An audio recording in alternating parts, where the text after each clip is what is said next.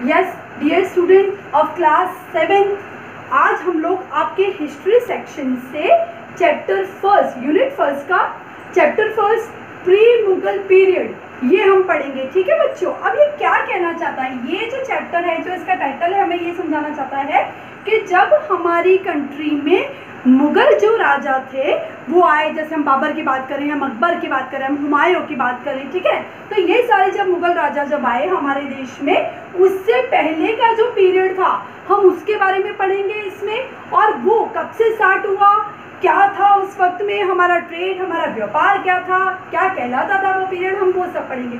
ठीक है बच्चों, सबसे पहले हम लोग बात करें तो हमारी जो हिस्ट्री है, जो इतिहास है, जैसे हमारी लाइफ जो है वो 3 अलग अलग स्टेजेस में डिवाइड होती है। एक चाइल्डहुड होता है, ठीक है, एक यूथ एज होती है और एक ओल्ड एज होती है। इसी तरीके से हिस्ट्री जो है इसको 3 अलग अलग सेक्शंस में डिवाइड किया गया है, the ancient history, the medieval period and the modern world, जो अभी चल रहा है उसकी बात करते हैं। ठीक है, मिडाइवल पीरियड की यदि हम लोग बात करें तो ये जो समय है, इस समय को कब माना जाता है, मिडाइवल पीरियड इसका ये माना जाता है कि इसकी जो शुरुआत है 8th सेंचुरी से लगा के 18th सेंचुरी तक की है। यानी बच्चों यदि हम टेबल से देखें तो 8th सेंचुरी से पहले का जो पीरियड था वो एंशिएंट कहलाता है, और 8th सेंचुरी से 18th सेंचुरी का जो पीरियड था वो मिडाइवल पीरियड कहलाता है, और उसके 18th सेंचुरी के बाद का जो 19th सेंचुरी और अभी हम लोग 20वीं 21वीं सदी में चल रहे हैं तो वो मॉडर्न पीरियड कहलाता है। ठीक है बच्चों, अब जब 18th सेंचुरी, 8th सेंचुरी को क्यों कहते हैं हम beginning of the medieval period and the end of the ancient period, क्योंकि 8वीं सदी में जब हर्षवर्धन की डेथ हुई, हर्षवर्धन एक राजा थे, एम्परर थे, उनकी जब डेथ हुई, उनके समय में भारत जो था उसका पिक्चर जो था, उसका जो चित्र था वो बिल्कुल अलग था। लेकिन जब हर्षवर्धन की मृत्यु हुई तो छोटे छोटे बहुत सारे राज्य भारत में अस्तित्व में आए और भारत में बहुत सारे चेंजेस हुए। ठीक है, क्या क्या चेंजेस हुए, चेंजेस हुए समाज में, चेंजेस हुए राजनीति में, चेंजेस हुए आर्थिक व्यवस्था में, तो इसने भारत का जो चित्र था वो बिल्कुल बदल दिया था। और लोगों में रिलीजियस जो भावनाएं थी उनको लेके, रिलीजियस बिलीफ, धार्मिक भावनाएं थी उनको लेके भी चेंज आए थे, अलग अलग नए धर्म जो थे वो भी अस्तित्व में आए थे, लोग उनको भी फॉलो करने लगे थे। इसीलिए ये माना जाता है भारत में कि इंडिया में जो है 8th सेंचुरी जो है एंशिएंट जो पीरियड था उसका एंड माना जाता है, और मिडाइवल पीरियड जो है उसकी शुरुआत मानी जाती है और उसका अंत माना जाता है 18वीं सदी तक। ठीक है बच्चों, 18वीं सदी के बाद क्या हुआ, at the end of the 18th century British जो थे, ठीक है, ब्रिटेन से आने वाली ईस्ट इंडिया कंपनी थी जिसने भारत में अपने जड़ें जो थी वो जमाना शुरू किया था, और भारत में 18वीं सदी से भारत में ब्रिटिशर्स थे वो आए और उन्होंने अपना एम्पायर यहाँ पे स्थापित करना शुरू किया। तो इसीलिए हम ये मानते हैं कि जब हर्षवर्धन की मृत्यु हुई 8वीं सदी से, उसके बाद का और 18वीं सदी तक का पीरियड जब ब्रिटिशर्स हमारे देश में आए तब तक का पीरियड इंडिया का जो है वो मिडाइवल पीरियड कहलाता है। ठीक है बच्चों, ये आपने समझ लिया कि एंशिएंट पीरियड जो है वो कब तक चल रहा था, 8th सेंचुरी तक। एंशिएंट पीरियड का जो भारत जो था उसका दर्शन बिल्कुल अलग था, और मिडाइवल पीरियड का जो भारत था उसका दर्शन बिल्कुल अलग था। अब हम लोग बात करें बच्चों के हिस्ट्री के बारे में, या इन सोर्सेज के बारे में हम कैसे जानते हैं। ठीक है, हमें कैसे पता चलेगा कि 18वीं सदी क्या थी या उसके बाद का जो मॉडर्न पीरियड था वो क्या था, ये सब हमें पता चलता है बच्चों हिस्टोरिकल सोर्सेज से। अलग अलग सोर्सेज होते हैं जिससे हमें इंफॉर्मेशन मिलती है। जैसे अभी आप लोग देखोगे बच्चों, आप लोग कैसे जान रहे हो हिस्ट्री का, किताबों से जानते हैं हम लोग, आजकल मॉडर्न टेक्नोलॉजी, हम लोग इंटरनेट से जानकारी ले सकते हैं, लेकिन हम लोग सोर्स ऑफ इंफॉर्मेशन की बात करें, हिस्ट्री को जानने के, इतिहास को जानने के सोर्स ऑफ इंफॉर्मेशन जो है, एक तो लिटरेरी सोर्स जिसमें हमारी बच्चों कॉपी किताबें आ जाती हैं, जिसमें लेख आ सकते हैं, पुराने ताम्रपत्र आ सकते हैं, कई इंस्क्रिप्शंस आ सकते हैं जो पत्थरों पे या दीवारों पे लिखे गए हैं, कोई लेख आ सकते हैं, वो सब इसमें आता है लिटरेरी सोर्सेज में। और आर्कियोलॉजिकल सोर्सेज, ये 2 प्रकार के सोर्सेज होते हैं। आर्कियोलॉजिकल सोर्सेज वो होते हैं जो हमें खनन के दौरान या जो हमें खोज करने पे ज़मीन के अंदर से मिलते हैं, किसी पुराने मॉन्यूमेंट से मिलते हैं, ये सारे जितने भी होते हैं वो आर्कियोलॉजिकल सोर्सेज कहलाते हैं। तो अभी हमने पढ़ा बच्चों कि जो सोर्सेज हैं इंफॉर्मेशन के, इतिहास के बारे में जानने के, वो बेसिकली दो काइंड के होते हैं, एक तो लिटरेरी सोर्सेज और एक आर्कियोलॉजिकल सोर्सेज। ठीक है बच्चों, अब हम लोग बात करें 18वीं सदी की, 8th सेंचुरी की। 8th सेंचुरी से लगा के 18वीं सदी तक क्या स्पेशल था इस सदी की यदि हम लोग बात करें तो भारत ने इस सदी के तक, मतलब 8वीं सदी के पहले तक एंशिएंट इंडिया में, है ना, तब क्या था, इवन भारत में उत्तर से दक्षिण के बीच में भी संपर्क नहीं था।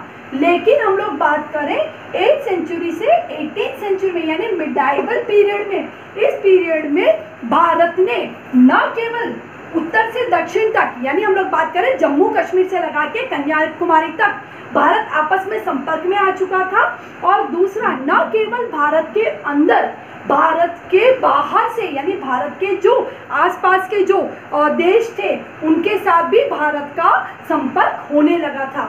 यानी बच्चों बात करें 8वीं से 18वीं सदी के बीच में कई विदेशी लोग जो थे वो भारत में आए, जिनमें मुख्य थे बच्चों अरब थे, और टर्क्स थे जो तुर्किस्तान से आए थे, अफगान्स थे जो अफगानिस्तान से आए थे, एंड मंगोलिया से आने वाले मंगोल्स थे बच्चों।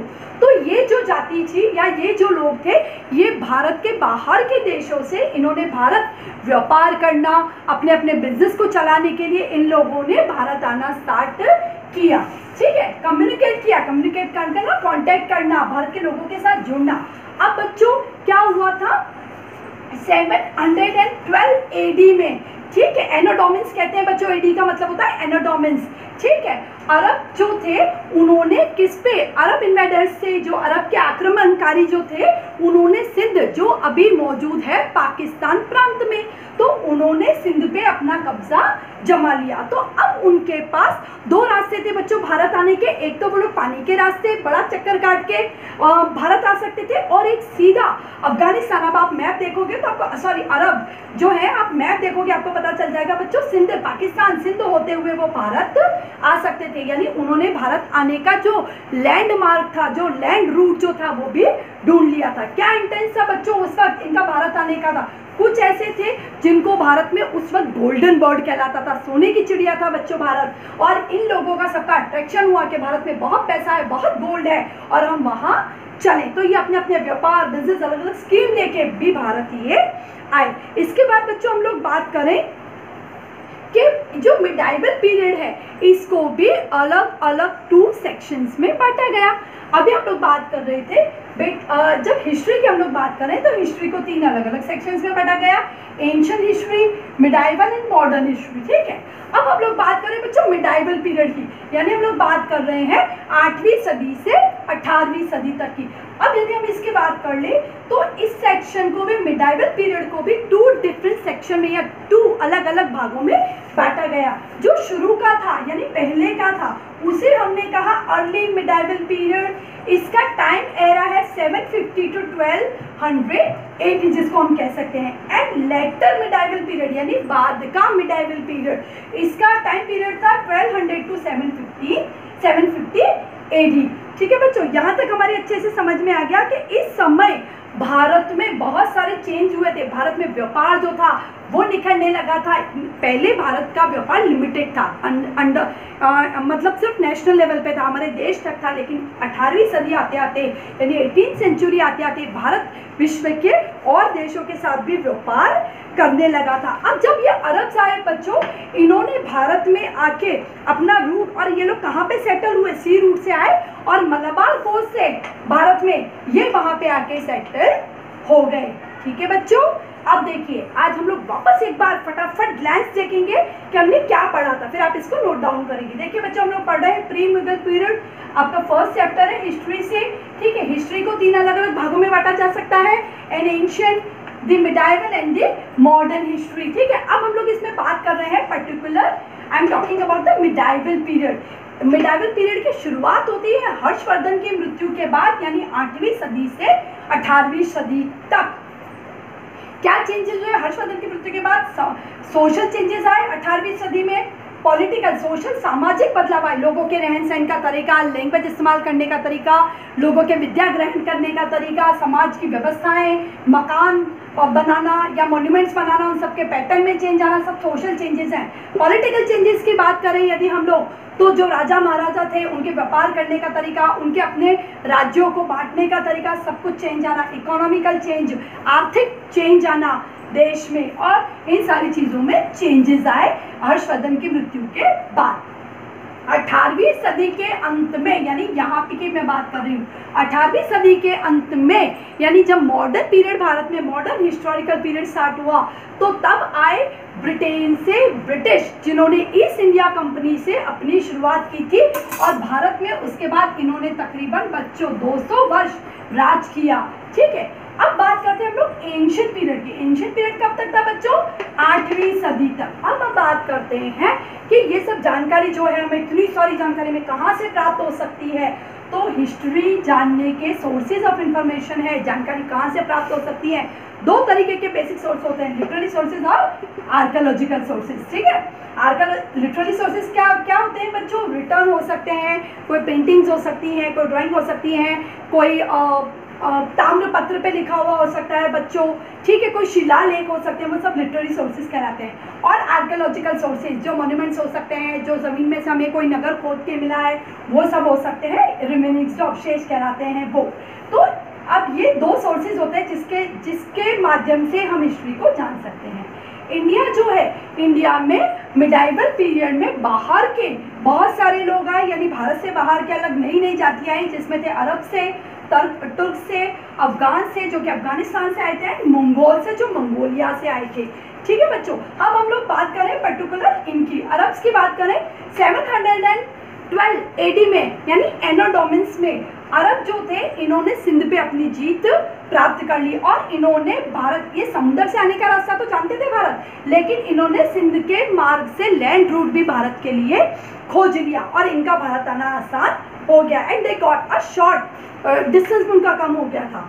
ठीक है, तो इन्होंने भारत में आके अपना जो एरिया था, जब इन्होंने अपना जहाँ कब्जा जमाया था, वो था, इन्होंने मलबार कॉज, भारत में देखें तो मलबार कॉज दिख जाएगा आपको, तो वहाँ पे इन्होंने अपना जो था राज था वो जमा लिया था। अब हम बात करें बच्चों मिडाइवल पीरियड की। मिडाइवल पीरियड को भी दो अलग अलग सेक्शंस में डिवाइड किया जाता है, अर्ली मिडाइवल पीरियड और लेटर मिडाइवल पीरियड। जिस अर्ली मिडाइवल पीरियड है बच्चों 750 से 1200 AD, और लेटर मिडाइवल पीरियड जो है 1200 से 715 AD कंसिडर किया जाता है। ठीक है बच्चों, एक बार आप ये सारा नोट डाउन कर सकते हैं। ठीक है, यहाँ बच्चों हम लोग बात कर रहे हैं आपके चैप्टर 1 की, पेज नंबर 6 की बात कर रहे हैं, जहाँ ये सारी आपको डिटेल मिल जाएगी और आप आसानी से इसको पढ़ के समझ सकते हैं। Thank you very much.